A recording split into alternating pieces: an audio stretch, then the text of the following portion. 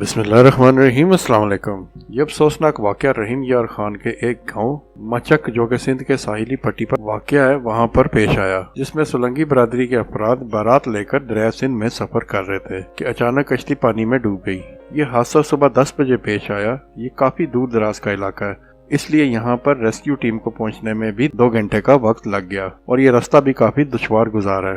اس کشتی میں 94 افراد سوار تھے جو کہ اس کشتی کی گنجائش سے بہت زیادہ تھے، جن میں زیادہ تر خواتین اور بچوں کی تعداد تھی۔ جس وقت یہ کشتی گہرے پانیوں میں جاتی ہے تو معمول کے مطابق جھٹکے لگتے ہیں، جس کی وجہ سے خواتین اور بچوں میں خوف پیدا ہو گیا اور افراتفری مچ گئی۔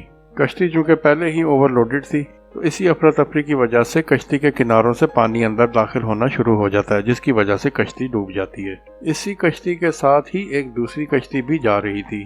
جس وقت یہ کشتی ڈوب رہی تھی تو دوسری کشتی میں سوار لوگوں نے 35 افراد کی جان بچائی، جبکہ 20 خواتین اس حادثے میں ڈوب گئیں۔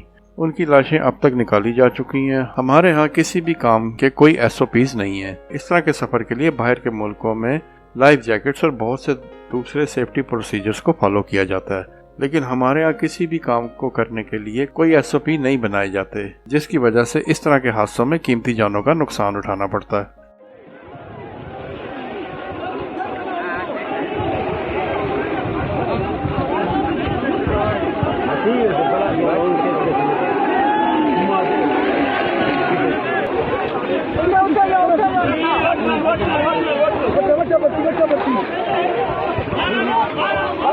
بچہ